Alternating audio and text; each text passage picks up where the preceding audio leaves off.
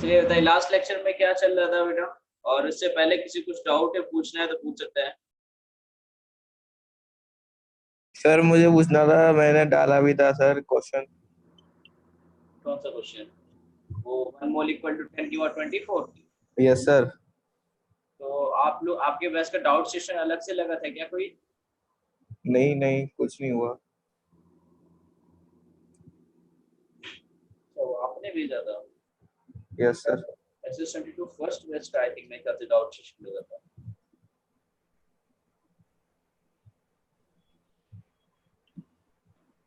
शायद इसीलिए मैंने छोड़ दिया था वो क्वेश्चन। मैं कहा कि डाउट सेशन में शायद मेरे बता दिया था। 1 मिनट रुकिए।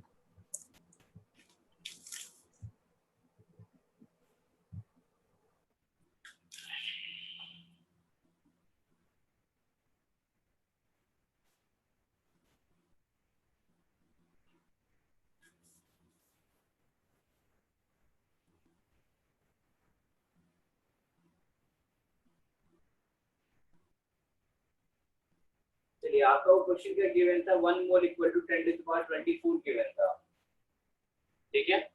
और आपसे क्या पूछा था? सर इसमें what would be the mass of, first question था कि 1 मोल ऑफ ऑक्सीजन, ये तो हो जाएगा, ये वाला इसमें कुछ नहीं है। सेकंड में प्रॉब्लम क्या आ रही है। पूछा था किसका? फर्स्ट वाले का? सर 1 मोल ऑफ ऑक्सीजन तो वो हो जाएगा 32 ग्राम ही हो जाएगा। 1 मोल मतलब मोलर मास हो जाएगा इसका। नहीं, 30 ग्राम ही होगा। तो आंसर क्या देगा? तो सेकंड वाले में प्रॉब्लम है। फर्स्ट वाले का आंसर क्या गिवन है आपको? क्या? फर्स्ट वाले पार्ट का आंसर क्या गिवन है आपको? 32 ग्राम ही था। ठीक है, और सेकंड वाला क्या था? आ सिंगल ऑक्सीजन मॉलिक्यूल इसका। उसका तो बेटा जो वेट होता है वही वेट आएगा आपका। 30 जितना AMU आता है, सिंगल ऑक्सीजन मॉलिक्यूल था ना? क्या सर? आवाज मॉलिक्यूल क्लियर आप नहीं है सर। आवाज क्लियर नहीं आ रही सर, साउंड क्लियर नहीं। मैं कह रहा हूँ आपको मॉलिक्यूल ही तो गिवन है ना, एक सिंगल मॉलिक्यूल का। हाँ sir, yes sir. A single oxygen molecule. उसका 32 AMU ही आता है। सर बट उसमें तो कुछ और ही कर रखा था, मतलब यहाँ 32 से फिर उसके बाद जितने पार्टिकल्स दे रखे हैं उससे डिवाइड कर दिया था, मतलब समझ में नहीं आया, मतलब उसमें कुछ भी। इसका क्वेश्चन था, किसी का क्वेश्चन था ये?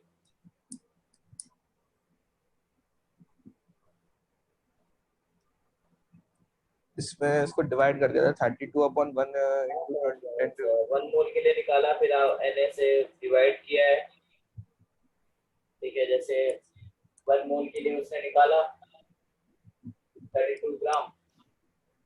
ठीक है, यस। उसके बाद आपका एक मोल में जितने मॉलिक्यूल है, तो एक मॉलिक्यूल के लिए आप निकालोगे तो 32/1 इंटू 10 की पावर 24 आपके पास मॉलिक्यूल है। डिवाइड करिए, आंसर आ रहा है वो। तो से इसमें डिवाइड करिए। 6 वो नहीं लेंगे, 6.02 टू 2023 नहीं पार्टिकल्स। बेटा, उसने ये बी चीज को बदल दिया है इसने। बदल। हाँ, इसने चेंज कर दिया ना। अच्छा सर, आपकी साउंड क्लियर नहीं आ रही सर, थोड़ा सा अजीब मतलब वो हो रहा है इसमें। क्या अभी क्लियर आ रहा है?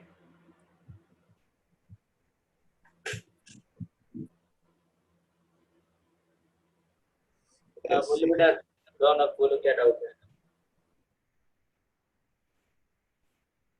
सर मुझे पूछना था, अगर एसटीपी पर हर गैस की वॉल्यूम सेम रहेगी, मतलब हाँ सारी गैसेस की, हाँ, अगर 1 मोल गैस है तो सभी का वॉल्यूम आपको 22.4 लीटर ही आता है। लेकिन सर अगर गैस के तो बहुत सारे डिफरेंशिएशंस होते हैं ना, मतलब जैसे कि कुछ की प्रॉपर्टीज डिफरेंट होती हैं, कुछ वॉलेटाइल हैं या कुछ हैवी हैं। हाँ, होती है। अब जनरली हेलो। आइडियल कंसीडर करते हैं। आपके अकॉर्डिंग जैसे CO2 और SO2 दोनों गैसेस अलग अलग हैं, दोनों के मॉलिक्यूलर वेट अलग अलग है, ठीक है। तो आपके अकॉर्डिंग दोनों का हाँ अलग अलग आना चाहिए था वॉल्यूम, ऐसा नहीं होता है। गैस के फॉर्म में आइडियल कंडीशन में अप्रोक्सीमेट आपका 22.4 लीटर ही आता है, गैस आपकी कोई भी हो। ठीक है सर, थैंक यू सर।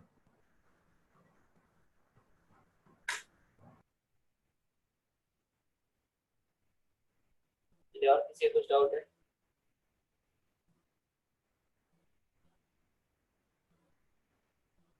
आदि भी अच्छी बोलो।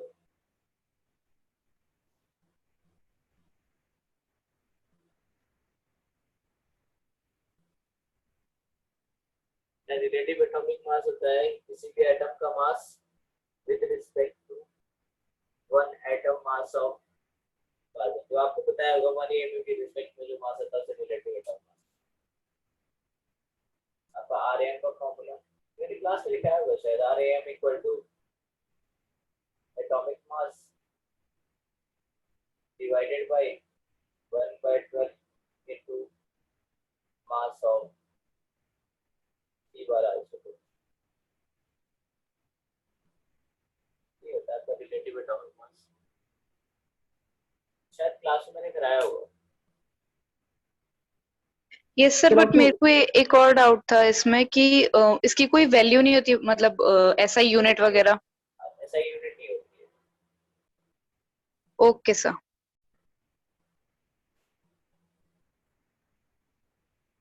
सर एक चीज पूछनी है मुझे, स्टैंडर्ड मोलर वॉल्यूम क्या होता है सर?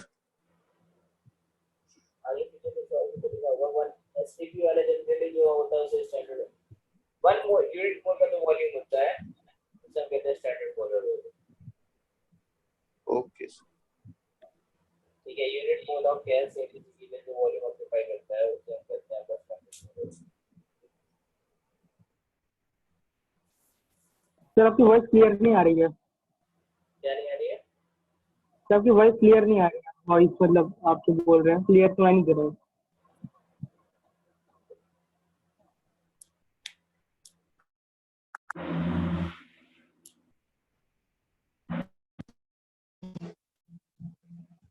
अब क्लियर आ रही है?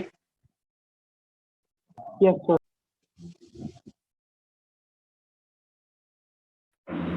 चलिए, किसी और कुछ और पूछना है?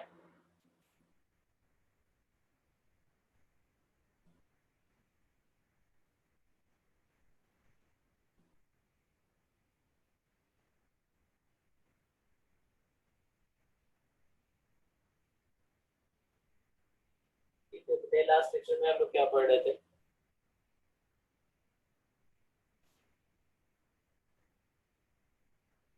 सर एवरेज एटॉमिक मास पढ़ा, आप एवरेज एटॉमिक मास पढ़ा रहे थे। ठीक है, एवरेज एटॉमिक मास और एवरेज मोलर मास। Yes sir. ठीक है, तो क्वेश्चन कराया था मैंने। तो व्हाट? लास्ट क्वेश्चन कौन सा कराया था? सर लास्ट क्वेश्चन करवाया था आपने, calculate molar average of mixture containing O3 and O2 in 2:1 ratio by mass. ठीक है, चलिए नेक्स्ट क्वेश्चन लिखिए।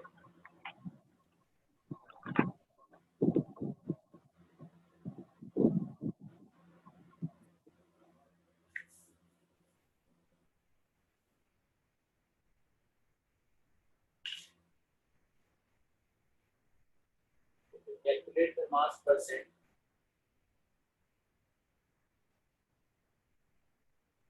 of each gas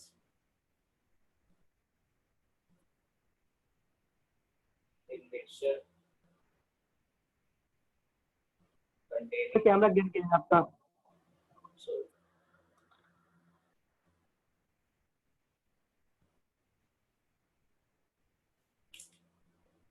mixture containing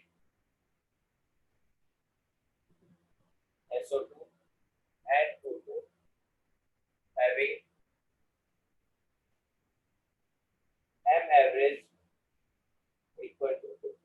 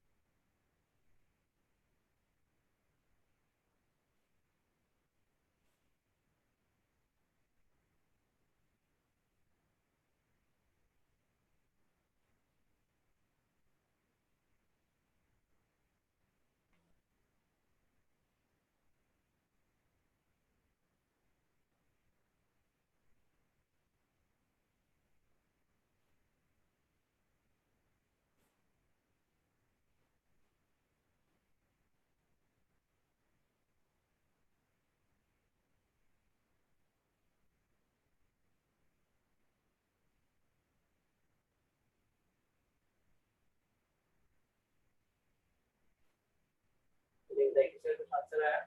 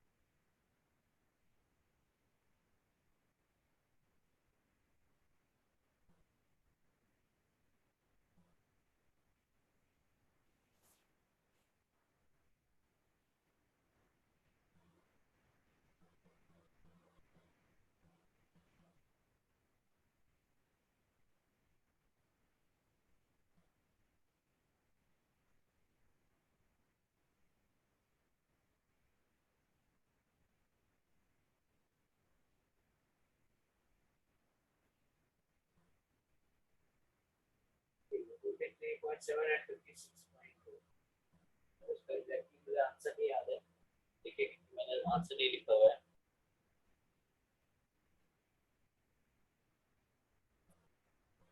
चलिए समझिए, देखिए क्या हुआ है इसमें। आपको क्या गिवन है क्वेश्चन में कि मास ऑफ एवरेज आपको गिवन है कितना 50, ठीक है। तो मान लो SO2 के मास कितना परसेंट था आपके पास, x% SO2 था और 100 माइनस x% आपके पास क्या था, O2 था, ठीक है। तो m एवरेज का फार्मूला क्या होता है, M1N1 plus M2N2 upon N1 plus N2, ठीक है, ये तो फार्मूला होता है। आपका m एवरेज का फार्मूला क्या होता है, वेट जितना टोटल आता है अपॉन N1 plus N2, या फिर कह लीजिए नंबर ऑफ मोल्स जितने टोटल आते हैं। आपने टोटल मास वेट कितना कंसीडर कर रखा, 100 कंसीडर किया था, उसमें x ग्राम आपके पास SO2 था, यानी x upon number of moles of SO2 कितने आएंगे आपके, इसका वेट कितना होगा 64, x by 64 plus 100 minus x divided by 32, that is equal to, आप इसको सॉल्व कर दीजिए आंसर।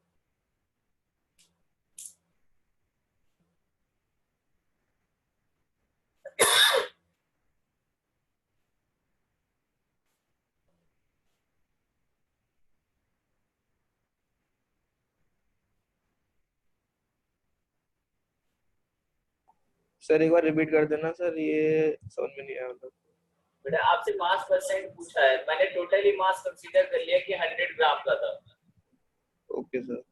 ठीक है, 100 में से x ग्राम आपका SO2 है, yes that sir. Means O2 कितना होगा, 100 माइनस x ग्राम। ठीक है, मास एवरेज का फॉर्मूला हमने क्या पढ़ा था कि m एवरेज इक्वल टू होता है m1n1 plus m2n2 divided by n1 plus n2। एक तरीके से ये टोटल मास ही होता था। Yes sir. ठीक है, that means total mass divided by total number of moles, that is equal to m average.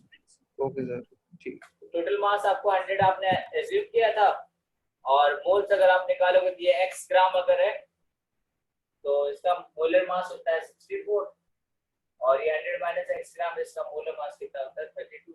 अब डिवाइड कर लो। सर क्वेश्चन फॉर्मूला अप्लाई करके नहीं हो सकता था? कौन सा फॉर्मूला बेटा? तो आपने जो एवरेज उसका बढ़ाया था, उसी से मैंने निकाला था। तो आपने सर एवरेज मतलब कि वो फॉर्मूला बताया था ना, एवरेज एटॉमिक मास का फॉर्मूला, मतलब m1n2 मतलब m1n1 प्लस m2n1 और अपन n1 प्लस n2।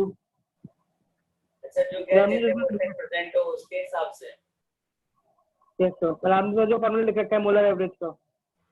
हाँ ठीक है, लगा सकते हो। सर निकाला तो सर आपसे, मतलब कि सर भेजा वो गलत है क्या? नहीं, ये मैंने जो यहाँ पे m एवरेज पूछा था, ये मैंने मोलर मास एवरेज पूछा था। अच्छा ओके सर। ठीक है, एवरेज मोलर मास पूछा है, जहाँ मैंने कैपिटल M लिखा है।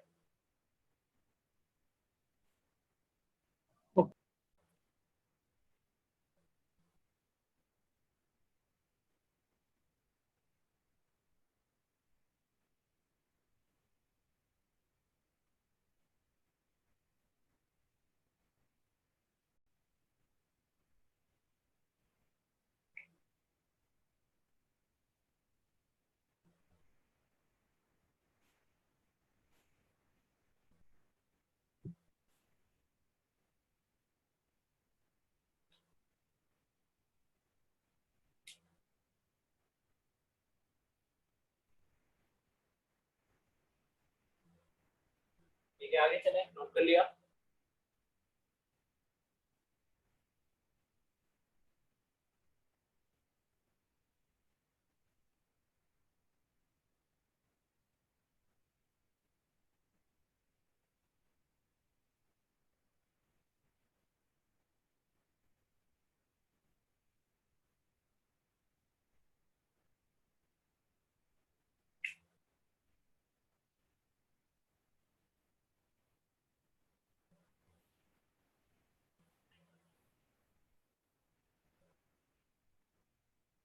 ठीक है, एक्स्ट्रा पैडिल की डेंसिटी।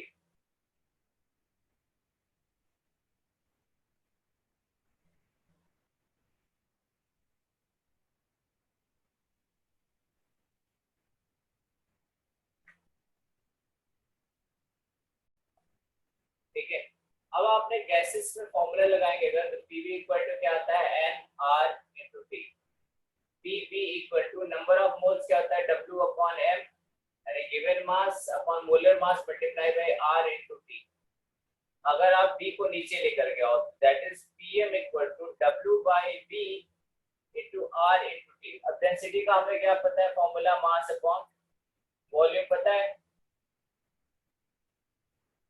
ठीक है, ये देखिए क्या लिखा है, W by V का मतलब डेंसिटी की टर्म में है, that means PM equal to क्या फॉर्मूला होता है TRT। M क्या है आपका मोलर मास, और T आपका क्या है डेंसिटी, डेंसिटी ऑफ गैस। ठीक है, अब यहाँ से कुछ एक दो टर्म हम डिफाइन करते हैं। सबसे पहला टर्म हमारा आता है वेपर डेंसिटी।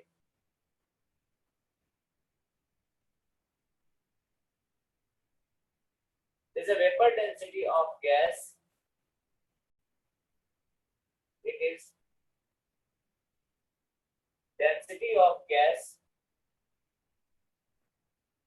सर यहाँ पे पी के रिप्रेजेंट कर रहा है सर। क्या कर रहा है? तो जो पी है, PM इक्वल टू DRT में सर, वो पी क्या बता रहा है हमें? बेटा प्रेशर बता रहा है, ये मैं पहले भी डिस्कस कर चुका हूँ। ठीक है, इट इज वेपर डेंसिटी की अगर बात करें, it is density of gas with respect to density of hydrogen gas.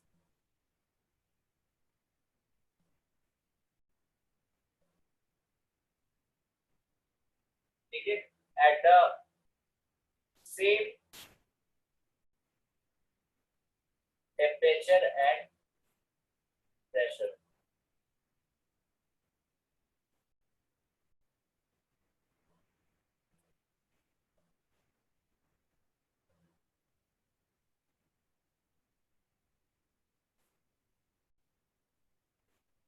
Sir previous वाले का आंसर आ गया था सर, 72 एंड 28, वो सही था।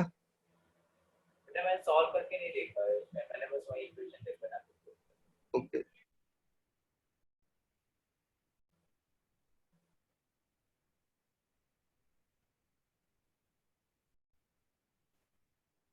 ठीक है, अब इसमें आगे देखिए, अब आपके वेपर डेंसिटी वाले फॉर्मूले को हम लिखते हैं। वेपर डेंसिटी आपसे क्या बोला, density of gas divided by density of hydrogen gas. ठीक है, डेंसिटी ऑफ गैस का मतलब कोई भी सब्सटेंस। एक चीज स्टार रुकिए, इसको अंडरलाइन कर लीजिएगा, it is the density of gas. ये ध्यान रखिएगा, वेपर डेंसिटी अगर कभी भी लगेगा तो गैस के लिए ही लगेगा। तो ये इक्वेशन जो लगती है PV = nRT, ये हमेशा गैस के लिए ट्रू होती है, लिक्विड के लिए नहीं सही होती है।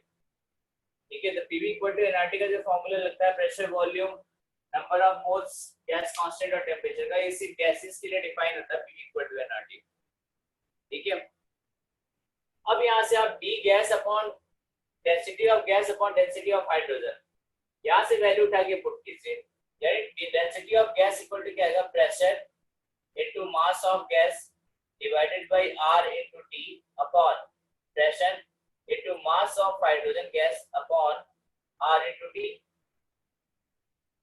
ठीक है, RT से RT कट गया, V कांस्टेंट टेंपरेचर था, R की वैल्यू आपकी कांस्टेंट है, प्रेशर से प्रेशर कट गया।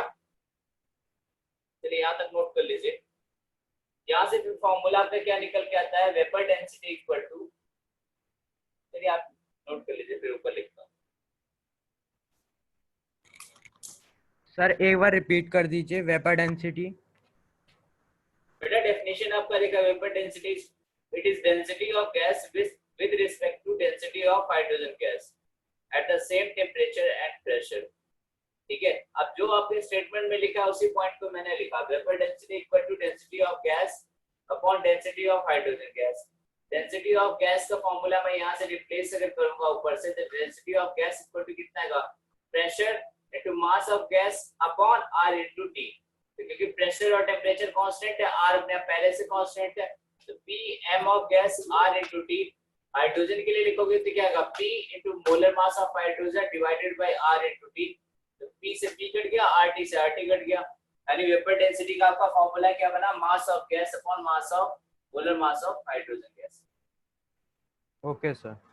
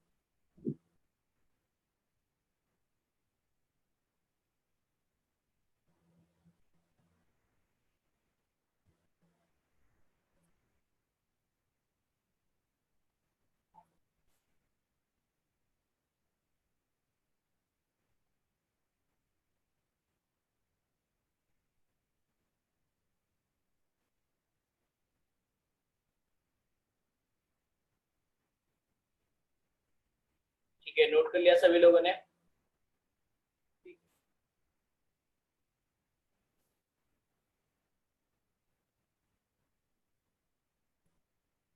अब अब इससे आगे अगर आप लिखोगे तो ये देखिए आपका क्या लिखा हुआ है, वेपर डेंसिटी इक्वल टू क्या है, mass of gas divided by molar mass of hydrogen.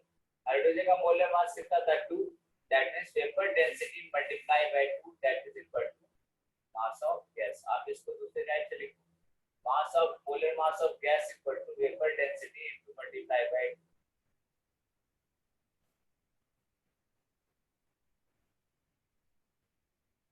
ठीक है, आपको ये रिलेशन याद रखना है।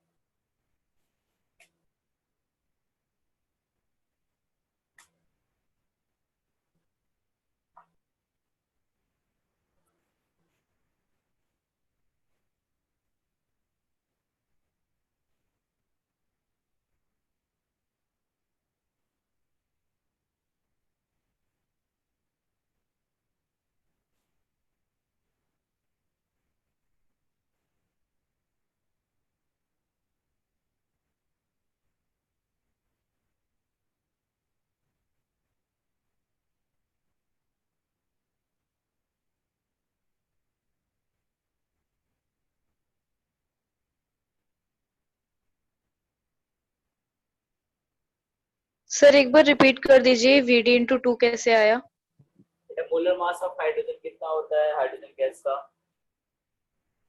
Okay sir, okay.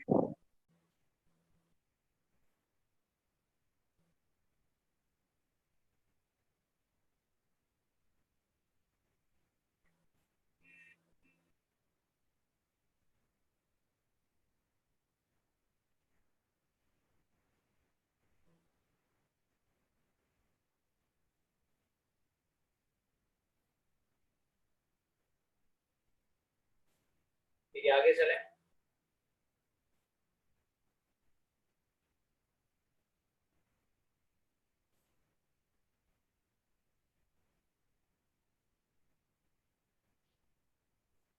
अब एक और टर्म आती है आपकी स्पेसिफिक ग्रेविटी।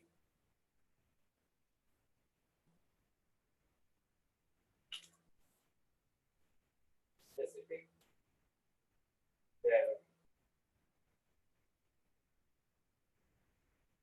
ये देखिए इसको लिखे क्या होता है, it is the density of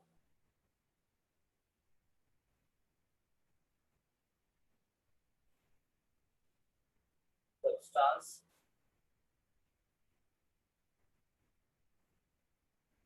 with respect to density of water at 4 degrees Celsius। ठीक है, दैट मींस स्पेसिफिक ग्रेविटी क्या होगी, जो भी आपका डेंसिटी होगा जो भी सब्सटेंस का divided by density of water. अब बताइए 4 डिग्री पे वाटर की डेंसिटी कितनी होती है?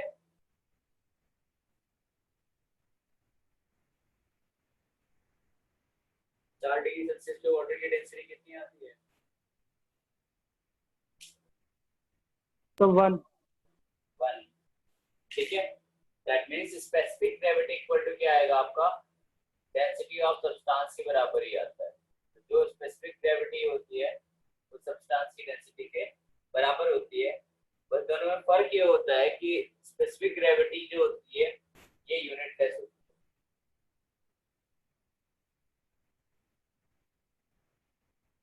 ठीक है, क्योंकि ग्राम पर एमएल इसकी यूनिट, ग्राम पर एमएल इसकी यूनिट दोनों कट गए। ठीक है, जो स्पेसिफिक ग्रेविटी आएगी वही आपकी सब्सटेंस की डेंसिटी भी होगी, लेकिन यूनिट नहीं होगा उसमें बस।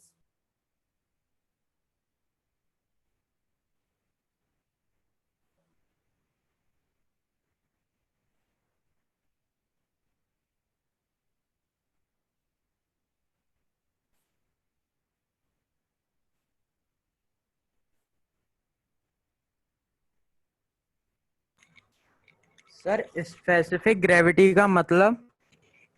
डेंसिटी ऑफ किसी भी सब्सटेंस की डेंसिटी वाटर के रिस्पेक्ट। तो सर उसे ग्रेविटी के टर्म में क्यों लिया गया है? इसके टर्म में क्यों लिया गया है? ग्रेविटी के।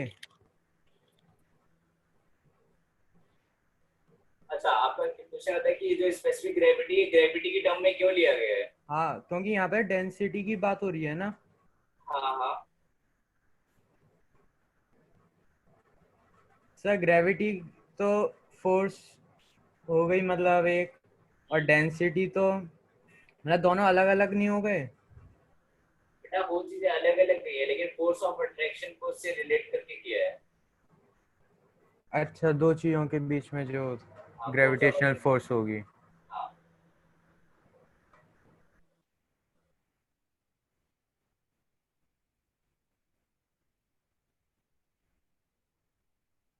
चलिए अब क्वेश्चन पे आते हैं, नोट कर लिया सबने?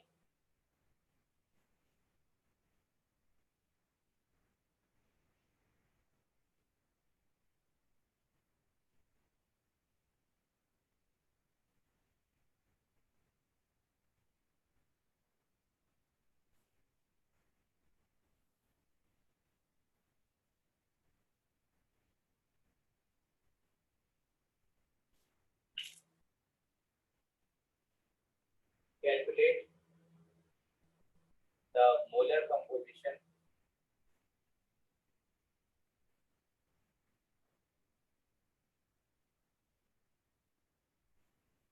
of a mixture of SO3 and SO2 if its vapor density is 36.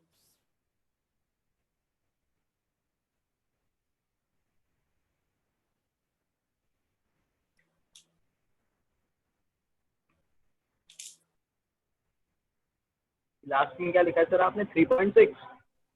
36. Vapor density is 36.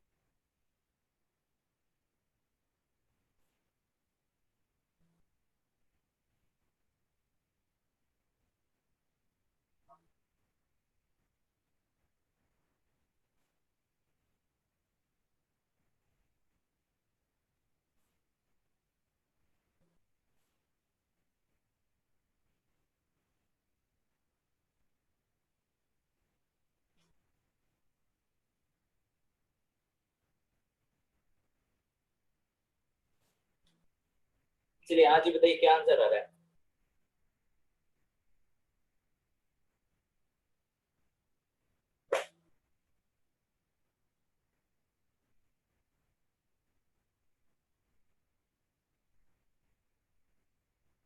Fifty fifty.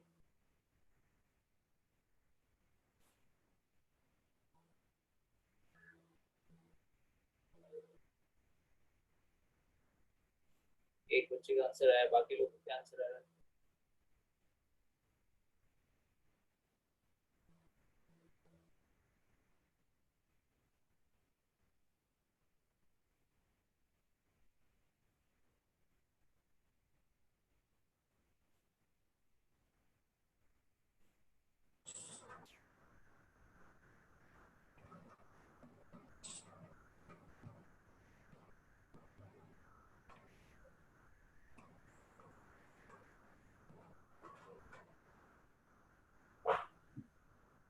ठीक है 50% को।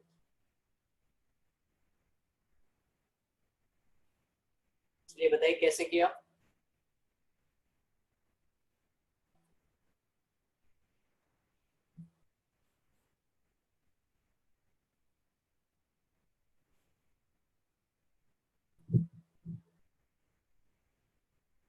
सर वो फॉर्मूला ही लगाया था क्या? इसमें। पहले तो हमने इसको वेपर डेंसिटी दे रखी थी, उसको उसमें कन्वर्ट कर लिया पास में। मिक्सचर के मोलर मास में 2 से मल्टीप्लाई करके, फिर उसके बाद इसमें फॉर्मूला लगा के 72 ग्राम आएगा, और उसका फॉर्मूला लगा के फिर उसको 50 आ गया।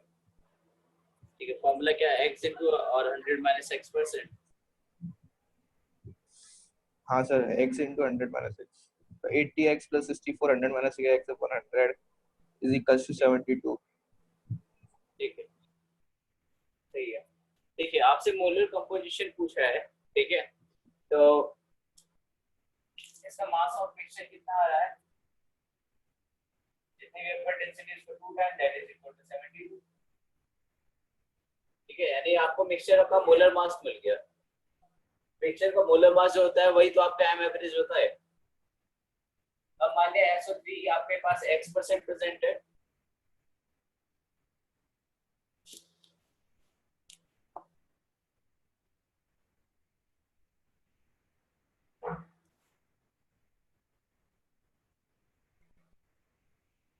तो मान लिया SO3 आपके पास x% प्रेजेंट है और SO2 आपके पास 100 माइनस x%, ठीक है। अब आप इसको सॉल्व कर लीजिए, आपके पास SO3 कितना है x%, यानी SO3 multiply by x plus SO2, sorry SO3 का मोलर मास कितना आएगा 80 मल्टीप्लाई बाय x और इसका आएगा 64 multiply by 100 minus x divided by total percentage कितना है 130।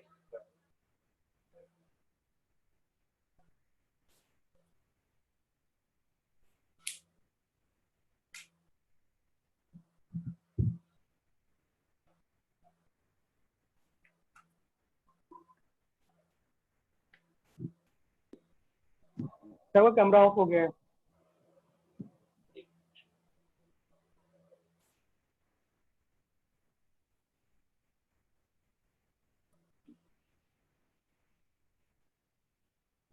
ठीक है, अभी क्लियरली विजिबल है सबको? लो सर, अभी स्क्रीन कट रही है आपकी, चलो बस स्पीड एक तरफ क्लियर है।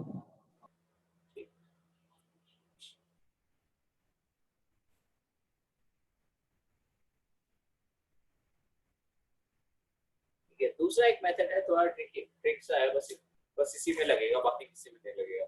हेलो दूसरा सर। ये, हाँ जी, सर मेरी एक बात समझ में आई, जहाँ आपने 72 लिखा है वहां तो एवरेज एटॉमिक मास लिखा जाता था ना, हाँ बिल्कुल, और यहाँ पे आपने मास ऑफ मिक्सचर लिख दिया है। बेटा mass of mixture average molar mass ही तो होता है।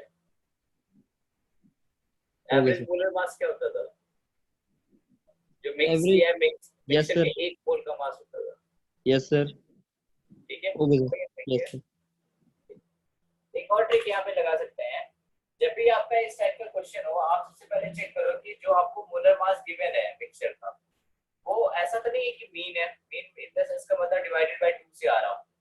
SO3 का मास कितना है, मोलर मास 80, SO2 का कितना है 62 डिवाइडेड बाय 2 कर दो, तो कितना आ रहा है 142, सॉरी 64 डिवाइडेड बाय 2 किया तो कितना आ रहा है 72। आपको कुछ नहीं करने की जरूरत है, आपको 1:1 आंसर टिक कर देना है।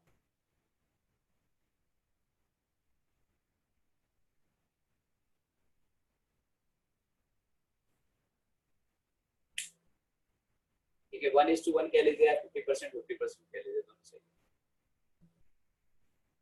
जब भी आपका इस टाइप से मिलेगा, आपको इसी टाइप से आंसर टिक करना है।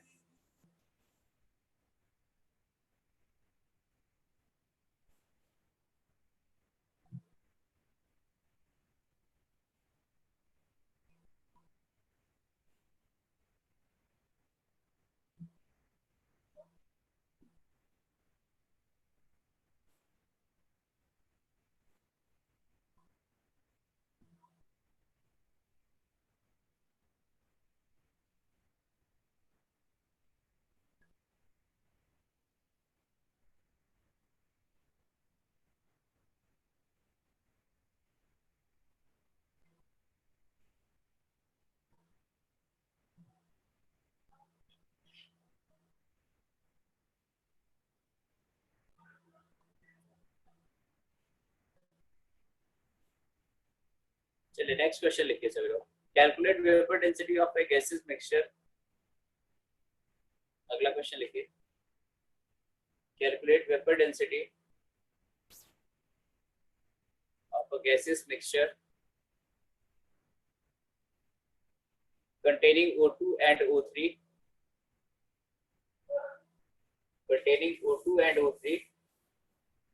in 4:3 mass ratio. In 4:3 mass ratio. Repeat करना सर एक बार question. Calculate vapor density of a gaseous mixture containing O2 Yes. and O3 yes sir. in 4:3 ratio 3। 4:3 okay sir. mass ratio.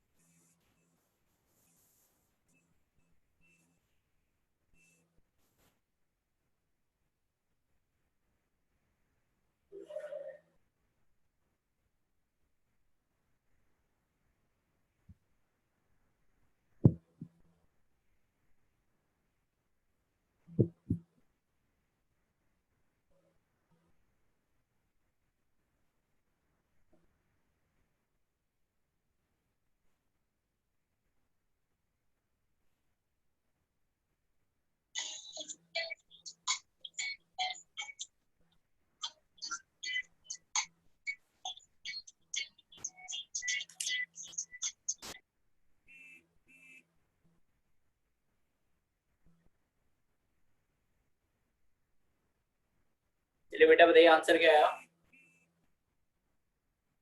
एक minute रुक जाइए फिर ये बता। ठीक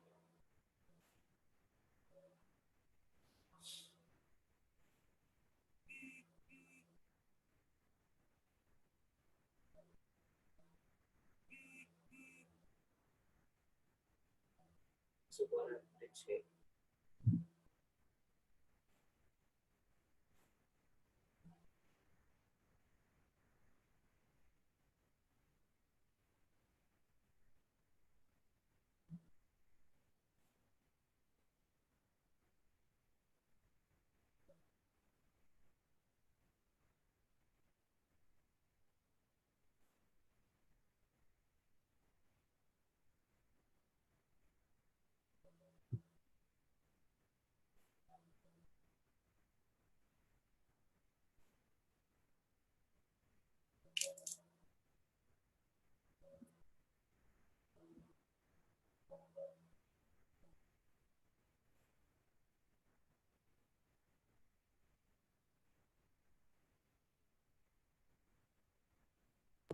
सर 112/6 आ रहा है, उसको पॉइंट में बताना है या फिर सिंपल रेशियो बता दें? सिंपल आप ऐसे ही बता दो कोई प्रॉब्लम नहीं है। तो 112 डिवाइडेड बाय 6। 112 आ रहा है 116/6 आ रहा है। सर 112 डिवाइडेड बाय 6 मतलब सर कुछ परसेंटेज आएगी हमारे पास 18.6 मतलब अप्रॉक्स 18.6। ठीक है ठीक है।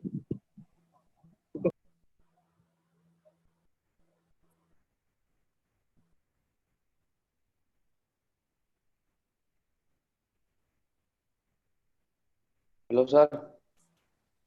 हाँ, सर वेपर डेंसिटी की एसआई यूनिट क्या होती है? वेपर डेंसिटी की बेटा कुछ नहीं होती है ऐसा यूनिट भी, वो भी यूनिट लेस होता है ना, दो डेंसिटी का रेशियो होता है वो। ठीक है।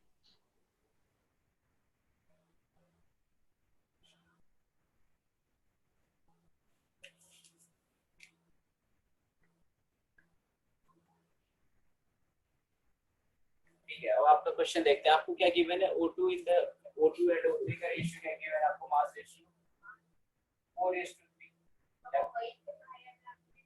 ये आपका मास रेशियो है।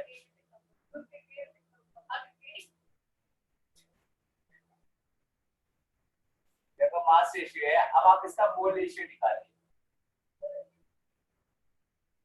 ठीक है, मोल रेशियो अगर आप निकालेंगे तो 4 डिवाइडेड बाय 32 3 डिवाइडेड बाय 48। ठीक है, आप इसको सॉल्व करेंगे कितना आएगा 4 8 जा 32 3 16 एंड 8 2 यानी रेशियो क्या आएगा 2:1 का रेशियो है। ठीक है, दैट मींस आपके मोलर रेशियो क्या आ रहा है 2 मोल ऑक्सीजन का और 1 मोल ओजोन का है। तो एम एवरेज किसके बराबर आएगा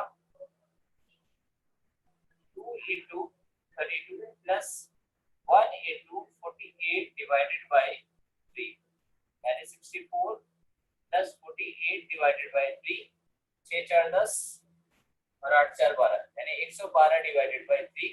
रैपिड डेंसिटी क्या होती है मास डिवाइडेड बाय 2 यानी 112 divided by 6। इसको और सॉल्व करोगे कितना आएगा 56 divided by 18.666 18.666। ठीक है।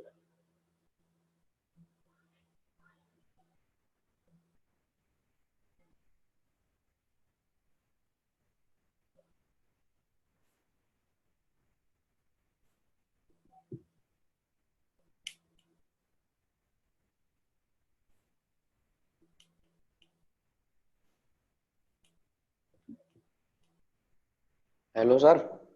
हाँ जी सर वेपर डेंसिटी में अगर मिक्सचर दे रखा हो तो उसका मास लेते हैं और सिंगल गैस में सिंगल गैस का। हाँ, जो मैंने फॉर्मूला लिखा था ना density PV equal to nRT, उससे भी डेंसिटी अगर मिक्सचर की दे रखी हो तो मिक्सचर की लो, सिंगल गैस की दे रखी हो तो सिंगल गैस की लो।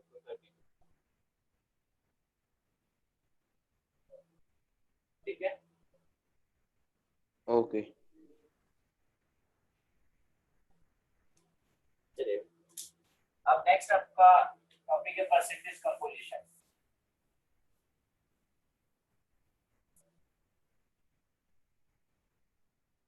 बेटा आप लोग किसी पॉइंट पे अगर लगेगा फास्ट हो रहा है तो आप उससे रुक के दोबारा समझ सकते हैं। ठीक है,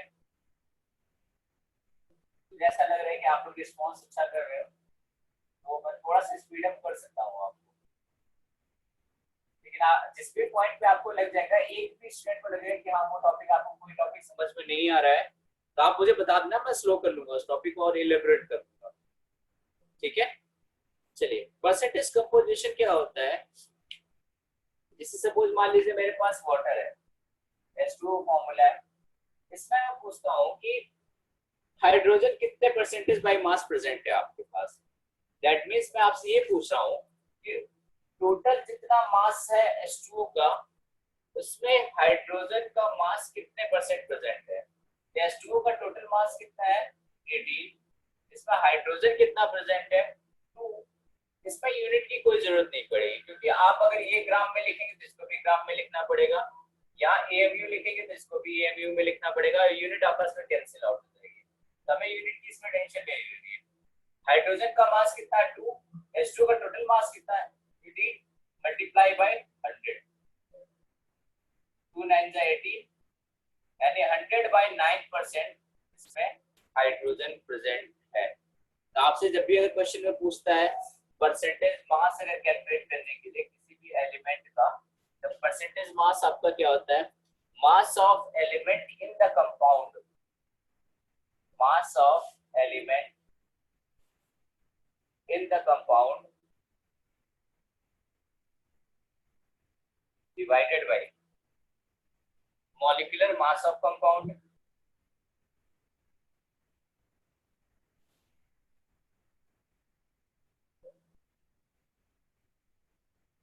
into 100।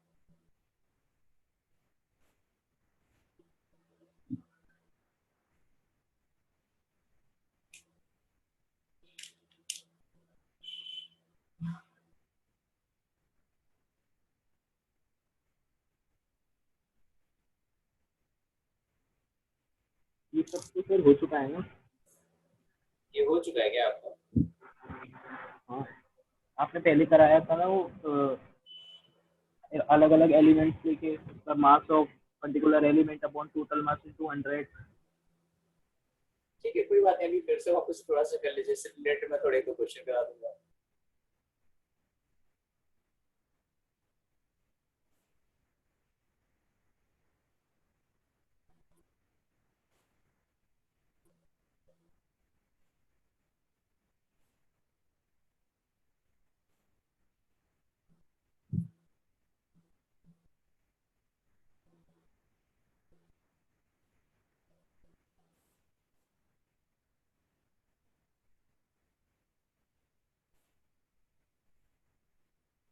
ठीक है, आगे चले, नोट कर लिया सबने?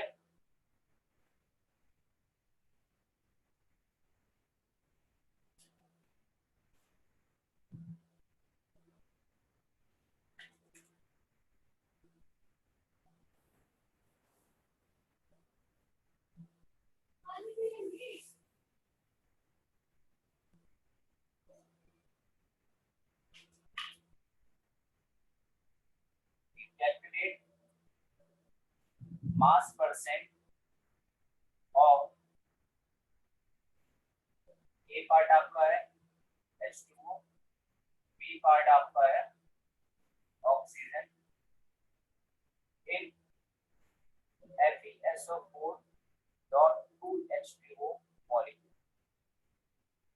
Fe का आपका एटॉमिक वेट होता है 56, सल्फर का आपका होता है 32।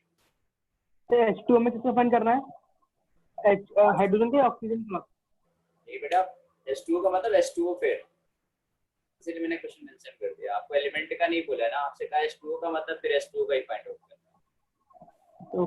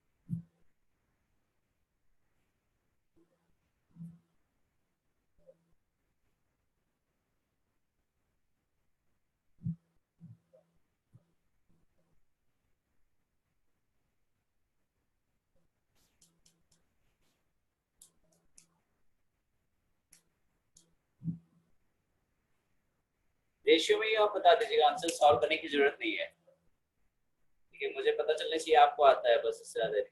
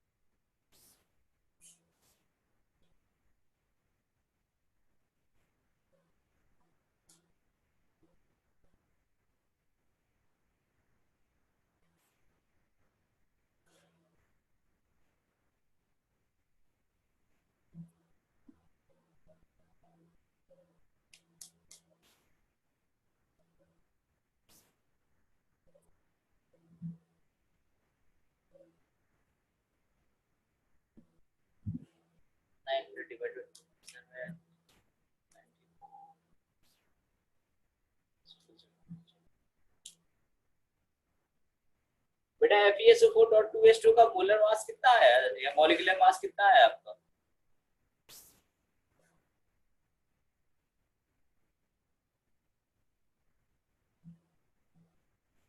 वन 188 छप्पन।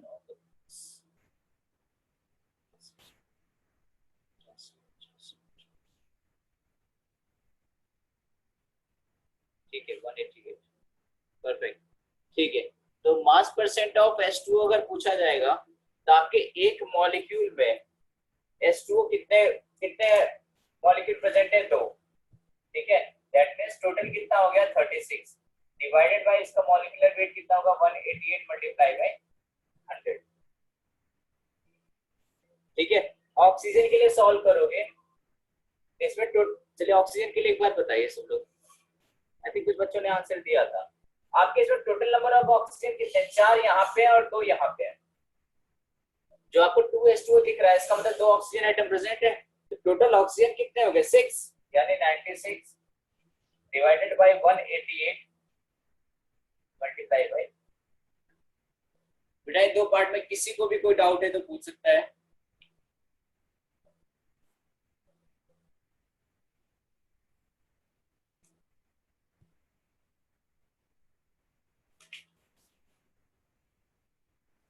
Hello sir. हाँ जी, सर ये पहला पार्ट किसके लिए निकाला था आपने? पहला पार्ट वाटर के लिए निकाला है। ओके।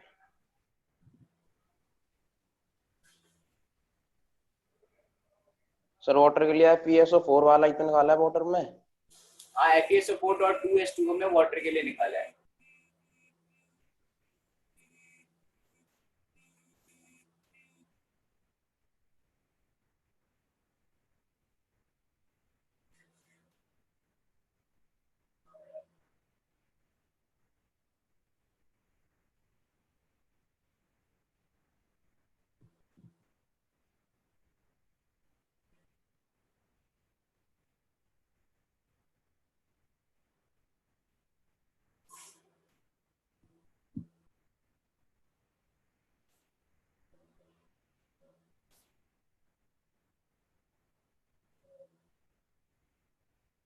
ठीक है, हो गया सबका।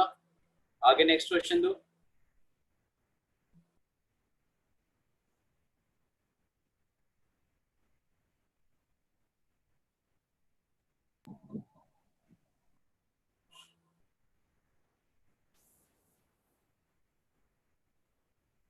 ठीक है, अगला क्वेश्चन लिखिए। Insulin contains 3.2% sulfur. Insulin contains 3.2% sulfur by mass. Calculate minimum molar mass. Calculate minimum molar mass of insulin.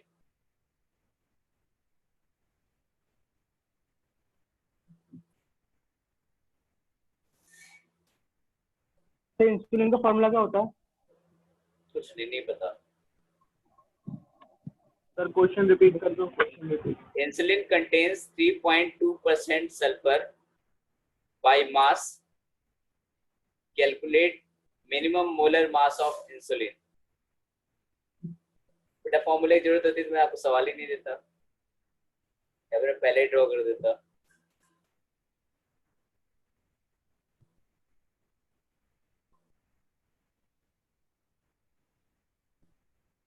Calculate minimum molar mass of insulin.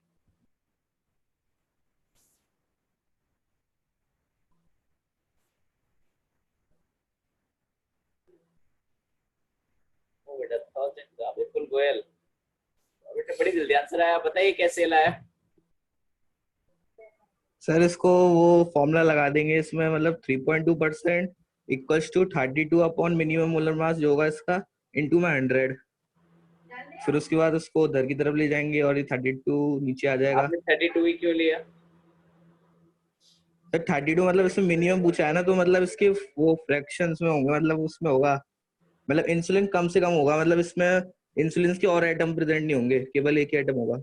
Sulphur के में एक ही आइटम प्रेजेंट होगा। हाँ सॉरी, सल्फर का एक ही आइटम होगा। ठीक है, सही।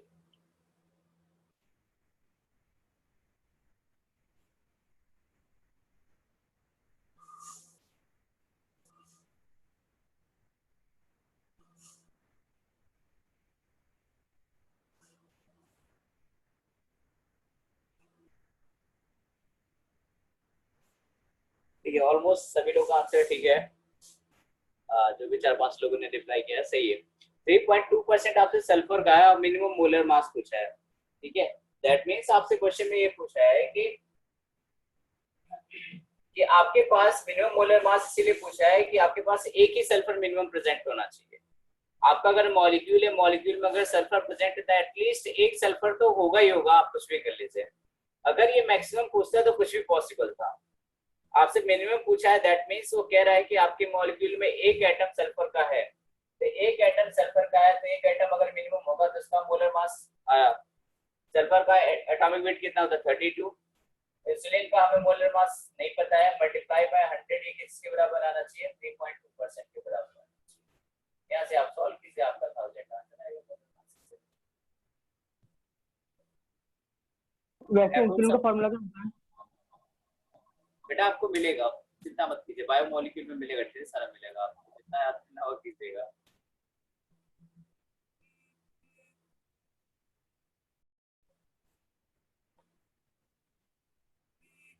चलिए एक और क्वेश्चन लिखिए। An oxide of iron contains, an oxide of iron contains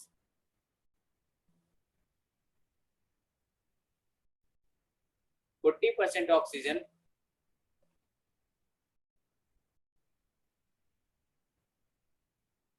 calculate the number of oxygen atoms in it। आपको मॉलिक्यूलर वेट गिवन है 160।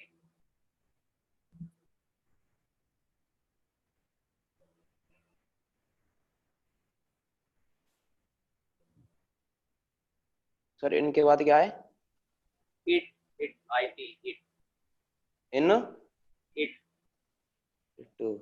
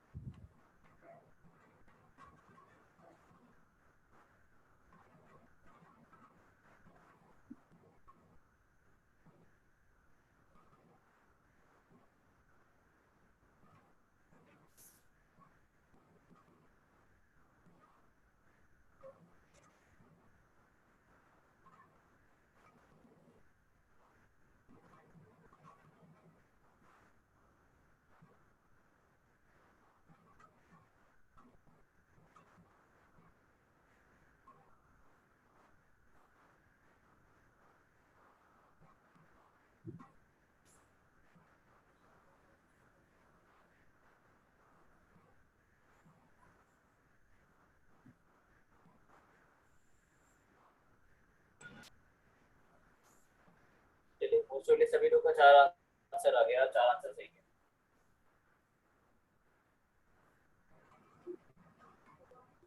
देखिए आपसे क्वेश्चन में क्या कहा हुआ है, ऑक्सीजन प्रेजेंट है 40% बाय मास। एक कुछ नहीं दिया होता है, इसका मतलब बाय मास कंसीडर करना है। 40% ऑक्सीजन है, एक एटम का मास होता है 16, हमें नहीं पता कितने नंबर ऑफ एटम है, लेकिन हमें मॉलिक्यूलर वेट पता है 160 के बराबर है।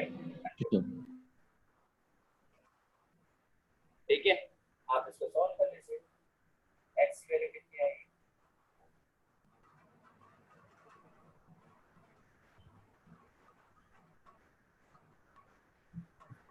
बेटा इस पार्ट में किसी को कुछ पूछना है? यस सर, ये क्वेश्चन समझ नहीं आया। समझ में नहीं आया बेटा, ये तो पिछला क्वेश्चन से तो ज्यादा सिंपल था ये। आपसे कहा है कि एक मॉलिक्यूल है, हमें नहीं पता कैसा है, बस हमें पता है कि उसमें ऑक्सीजन प्रेजेंट है। ठीक है, उसने कहा कि जो ऑक्सीजन का मास परसेंट है वो 40% के बराबर आना चाहिए। तो आपसे पूछा है नंबर ऑफ एटम कितने प्रेजेंट है, तो अगर हमें नंबर ऑफ एटम नहीं प्रेजेंट है तो मैंने x मान लिया। Yes sir. एक एटम का मास कितना 16, तो टोटल ऑक्सीजन का मास कितना होगा 16x। ठीक है, ये जो ऊपर मैंने लिखा, यहाँ तक समझ में आया? हाँ सर, यहाँ तक उसके क्लियर बाद है। आपको मॉलिक्यूलर वेट गिवन है 160। सर यही समझ में आया, अपॉन 160 क्यों, कैसे सर, क्या होगा? बेटा मॉलिक्यूलर वेट से डिवाइड करते हैं ना हम उसको। लेकिन अरे देखो, हम नंबर ऑफ एटम का मास निकालते हैं, डिवाइडेड बाय टोटल मास करते हैं। Yes sir. तो टोटल मास का मतलब एक मॉलिक्यूल का टोटल मास मॉलिक्यूलर वेट ही होता है। लेकिन सर ये यहाँ पे मॉलिक्यूलर वेट है किसका यहाँ पे? जो आपको ऑक्साइड गिवन है आयरन का। और सर मैंने लिखा ही नहीं क्वेश्चन में। ओके सर, अच्छा, क्वेश्चन में लिखा नहीं, ठीक है आपको सर। गिवन था ये molecular weight equal to 160। Okay sir, ठीक है। चलिए नेक्स्ट क्वेश्चन लिखिए। कीजिए क्या हुआ तो 16 से मल्टीप्लाई भी करें x को। बेटा? अगर ऑक्सीजन एटम एक, हमारे पास total number of oxygen atom कितने प्रेजेंट है? x। तो x एटम ऑक्सीजन का मास कैसे निकालोगे? तो एक एटम का मास होता है 16, x एटम का 16x। ओके। चलिए नेक्स्ट क्वेश्चन लेके। Hello sir. हाँ जी। सर हमने मास ऑफ ऑक्सीजन के हिसाब से किया, तो सर इसमें मास ऑफ ऑक्सीजन एएमयू की यूनिट में आएगा ना फॉर्मूले के हिसाब से? बेटा किसी में भी लिख लो, कोई फर्क नहीं पड़ेगा। आप एएमयू में करोगे तो एएमयू ऊपर आएगा, एएमयू नीचे आएगा, कट गया। नहीं sir, mass of oxygen upon जो कंपाउंड है उसका मास इनटू 100, यही तो होता है परसेंटेज निकालने का फॉर्मूला। हाँ हाँ। तो सर इसमें जो मास ऑफ कोई भी एलिमेंट होगा सर, उसका मास एएमयू में आएगा, किस में आएगा, किस यूनिट में आएगा? चलो आप एएमयू में ले लो, बस एएमयू में सॉल्व कर लो, ठीक है। चलिए नेक्स्ट क्वेश्चन लेके। In a hydrated chloride, in a hydrated chloride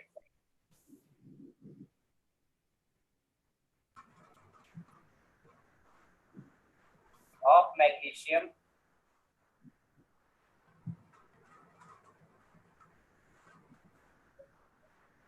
comma लगाएगा, the percentage of water is 53.2%. हाँ 53.2%. Calculate its formula.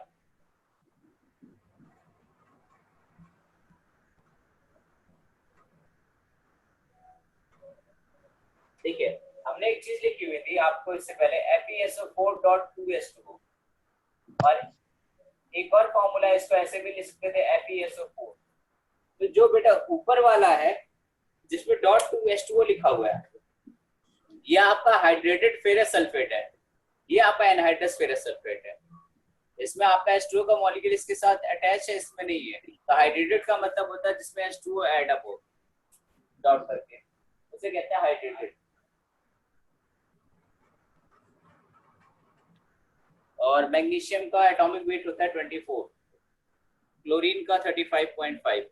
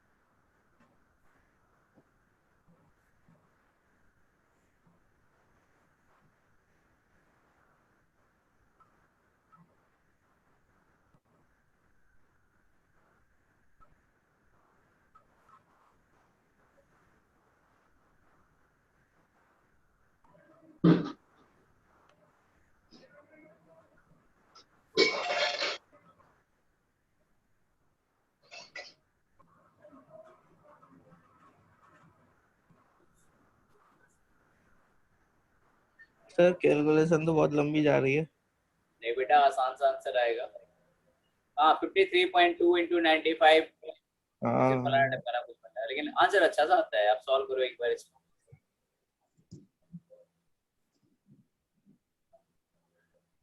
अच्छा आप ये बताइए क्वेश्चन आपने क्या लिखे जो फाइनल बने, तब मैं बताऊं आपका सही आएगा कि नहीं आएगा। Sir 53.2% equals to 18x upon 95 plus 18x into 100। हाँ फिर सही आएगा, आप सॉल्व कर लो, कोई दिक्कत नहीं, आराम से सॉल्व करो, आंसर सही आएगा।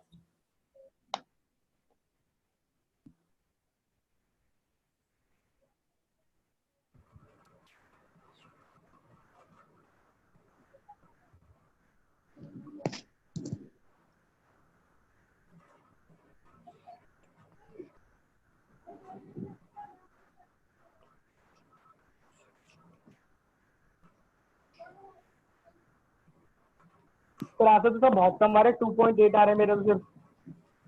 क्या एक्स की वैल्यू? हाँ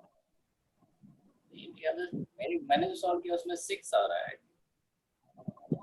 सर आपने ये क्या होगा ना, 53.2 equal to 18 into x upon 95 into 100। मैं लिख के बताता हूँ, एक बार सॉल्व करता हूँ, देखिए। उस बच्चे ने जो बताया था वो सही बताया था, सही बच्चे ने हाँ सर मेरी वही क्वेश्चन बन रही है। तो उसी को सॉल्व करने पे क्या आ रहा है आपका 2.8 के समथिंग। 2.8 समथिंग आ रहा है। ये देखते हैं। आपका फॉर्मूला सपोज कर लिए कि MgCl2 बना, कि Mg की मैग्नीशियम की वैलेंसी 2 होती है, 2 बॉन्ड बनाता है, MgCl2.XH2। आपसे उसने क्या कहा, वाटर का परसेंटेज आपको कितना गिवन है, 53.2, यानी 18x divided by 95 plus 18x multiply by 100 that is equal to 53.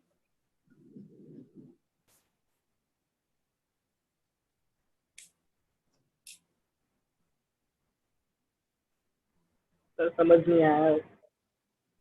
अच्छा समझ में नहीं आया बेटा आपको? देखिए आपसे क्या कहा हुआ है कि एक हाइड्रेटेड क्लोराइड ऑफ मैग्नीशियम है। सबसे पहले आप समझिए, मैग्नीशियम का क्लोराइड अगर बनता है तो मैग्नीशियम सेकंड ग्रुप का एलिमेंट है बेटा, ठीक है। तो मैग्नीशियम का जब भी क्लोराइड बनेगा तो उसमें 2 Cl आएंगे। सोडियम वाले ग्रुप का कभी भी क्लोराइड बनता है तो उसमें एक ही Cl आता है, क्योंकि उसकी वैलेंसी 1 होती है फर्स्ट वाले ग्रुप की। मैग्नीशियम वाले पूरे ग्रुप की आपकी वैलेंसी 2 होती है, यानी जब वो क्लोरीन के साथ बॉन्ड बनाता है तो 2 क्लोरीन के साथ बनाता है, कोई क्लोरीन अकेला एक ही बॉन्ड बनाता है, ठीक है बेटा। ये आपने MgCl2 फॉर्मूला समझ में आया कैसे लिखा? हाँ सर। ठीक है। अब आपसे कहा हाइड्रेटेड है, हाइड्रेटेड का मतलब डॉट लगाइए।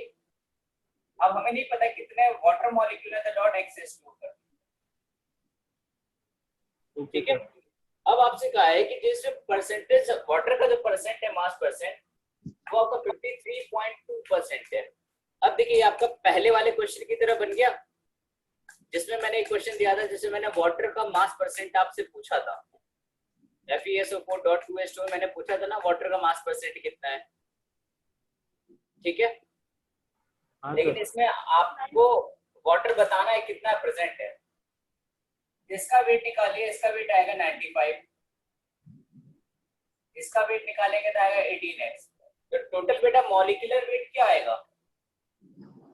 तो मॉलिक्यूलर वेट अगर आप टोटल निकालोगे, ये पूरा का पूरा मॉलिक्यूलर वेट है ना, एक मॉलिक्यूल है, जी सर। ठीक है। ये हाइड्रेटेड पूरा एक मॉलिक्यूल है, ऐसा मत कंसीडर कीजिए कि H2O अलग मॉलिक्यूल है और MgCl2 अलग मॉलिक्यूल है, ठीक है। अब अगर मॉलिक्यूलर वेट निकालेंगे तो कितना आएगा, 95 प्लस 18x। अब किसके लिए पूछा है, वाटर के लिए, तो वाटर का कितना होगा टोटल वेट 18x, और टोटल मॉलिक्यूलर वेट कितना है 95 plus 18x multiply by 100 that is equal to 53. Okay sir, आ गया तो 5.9 समथिंग आ रहा है। हाँ तो अप्रोक्सीमेट 6 के अप्रोक्स आंसर दिया हुआ है, ठीक है।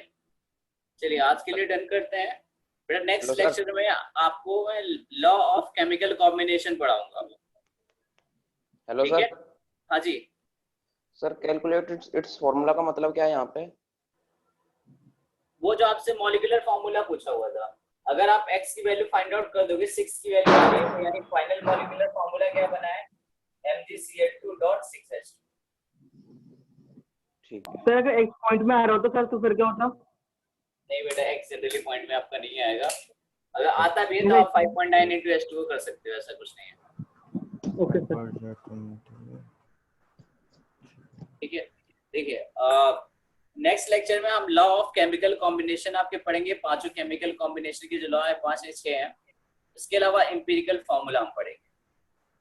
ठीक है, तो आप ये दो चीजें थ्योरेटिकल पोर्शन रहेगा लॉ ऑफ केमिकल कॉम्बिनेशन, आप उसको एक बार एनसीईआरटी से पढ़ के आना ताकि मैं जल्दी से कवर करके फिर आपको मैं एम्पिरिकल फॉर्मूले पे क्वेश्चन करा सकता हूँ। ठीक है, चलिए, ओके, थैंक यू एवरीवन।